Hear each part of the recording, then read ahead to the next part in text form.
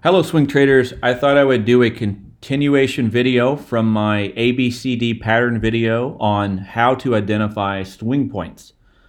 A swing point is a very important concept in the ABCD pattern because that's where all the action happens. Now, swing points are often where I draw the lines on charts. And one other thing I should mention is a swing point can also be known as a pivot point. And that's usually the line in the sand. It is the support for price, or it is the resistance for price. So, if we look at this thrust up here on team, and we go in May, and then we finally stop.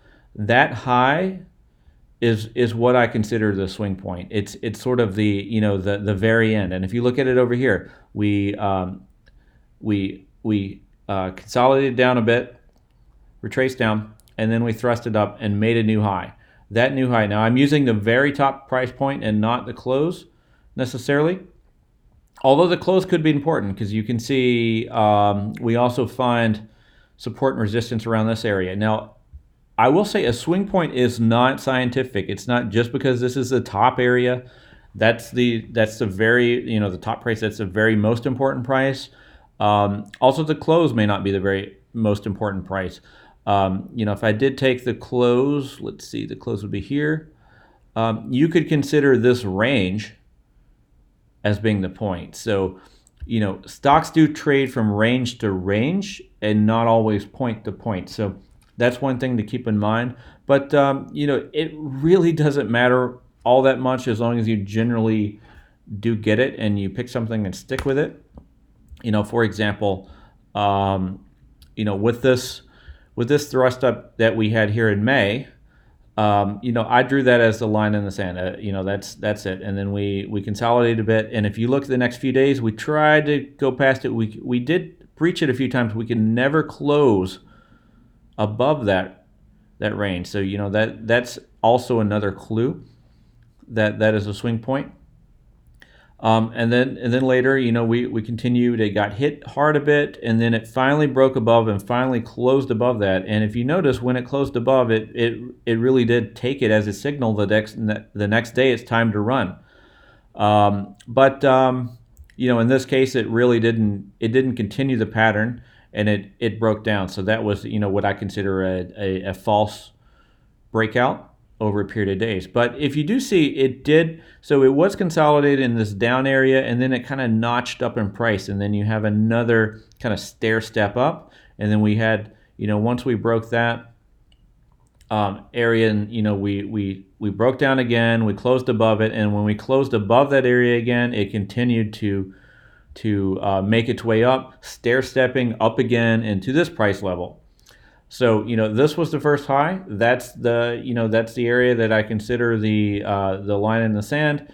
And then when we do solidly close above this, and assuming the rest of the market conditions are fine, I expect us to stair step up yet again. So I understand it's not always clear, but the best way to look for it is where are the high points, where are the low points. There's a low, there's a high. Now, if you do see here, we had this swing point up, and then if I draw the line, it corrected a bit. It broke above that, and then it corrected again. And look, it found support right in this area, right? Now it's not exact. It's not always going to be exact, but it did, that resistance later became support.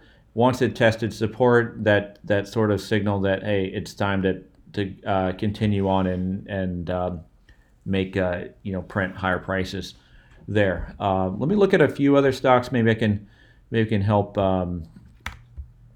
explain it a bit. Just delete some of these things.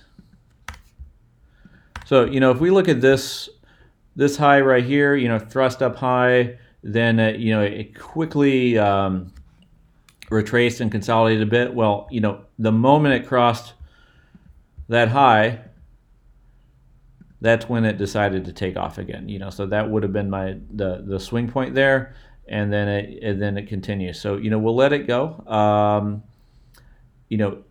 with this most recent prices, I would consider the high that day as important, because the next couple days that we did not close above that. So if we can make if we close above this high, that is could be possibly signal to go on. Along with that test right there, consolidation, and then finally breaking above. So as you can see, it's not necessarily scientific. It's just identifying. Okay, if you can see where there's a cluster of candles that are building and continuing to center around a certain area, you'll know once it's solidly above that area, you're in good shape. Now, how do you trade that? Okay, well, that's the hard part. So, the ideal place is to buy when something does break above a swing point.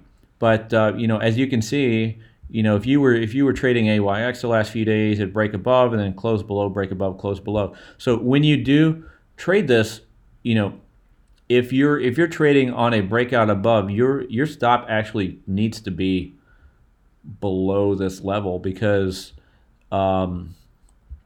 it could definitely come back and right under that level again. Or you could, if you did have a tighter stop, you would just get stopped out over and over and over. You may get stopped out 5 times in a row, 10 times in a row before going on. So it's either you decide you want to have a smaller initial position with a wider stop, and then wait for that break above, and then once it solidly breaks above, add to it, and then move your stop just below that position. Or do you want to continue to try to trade that breakout? Because let's face it, false breakouts happen all the time. But that it's just something you really do start to get a feel for a bit with trial and error, time, and experience. So with swing points, the other thing that I look at is volume. So I consider if a swing point is high volume, then it has more validity. So in this case, let me just delete some of these. Looking at this day, this was a high volume day. Looks like right after earnings. So that, to me, is actually a much more key level than this higher one, this 136. Now, if it does come back hard and retest, it may find support here, because it continued to move up, but it also it's more likely that it's going to find support at the top of this bar, because that is the high volume day. The same thing with downside candles or red candles. They operate the same way. So let's look at a couple other stocks. You can see like this. I chose this level because that was the stopping point and the low, rather than this little bit lower low. That was a test of that. It failed to break down and have lower prices, and then instantly recovered. So that's just how I look at them.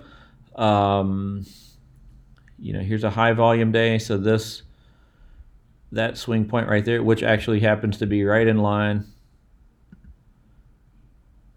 If I had that drawn on that high volume day, that's right in line with where it came back down to retest. So, that tells me, yes, there were some down days in July, but it stopped there. To me, that's perfectly healthy. Now, if it breaks down below that, that could mean the trend is breaking down a bit. But, overall, that's completely healthy to see and understand. So I'm not sure I explained this in the best way possible, but hopefully that did shed some light into what I'm doing and how I look at these. And, just also to show you that this is not scientific by any means. This is, I'm slicing and dicing. I'm looking for high points. I'm looking for volume. I'm giving a slightly more weight to the high volume days. And that is it in a nutshell. And then, the rest of it is you are, if you're trading trending stocks, stocks that are trending up, and you're trading in the long direction, and and you buy at swing points, you're going to minimize risk. So that here the most Um, I guess the lowest risk trade would be to buy right, as it's taking out new highs, and then you have your stop somewhere below. And it may test this, it may have a few false breakouts, but that's part of the game and something you'll just have to experiment with on how you want to approach that. Whether through lighter positions or just getting stopped out more. And then once you do have a footing, then you add, and then you can ride that for a longer period of time and hopefully capture more of the move. Ideally, I like to capture 15 to 25% of a move. So, it does take time, but it's not. I think the concepts are fairly simple once you do get a grasp of it, and you'll start to see this stuff, and it becomes second nature, which is sometimes why it's a bit hard to explain because I've been doing this for so long. I just you just see it, and then you know where to take the risk. How big the position should be. How much comfort you have on how far your stop should be, when to add, and then ultimately when to take profits, because we're in the business of making money, and if you don't take profits and you just buy and hold, that's ultimately as a long-term strategy not good, because these can break trends at any time. So it's important to you ride the trend as long as you can, but also recognize if the trend breaks down, it's also time to get out. So hopefully that helps, and I look forward to making more videos. Take care. Thanks.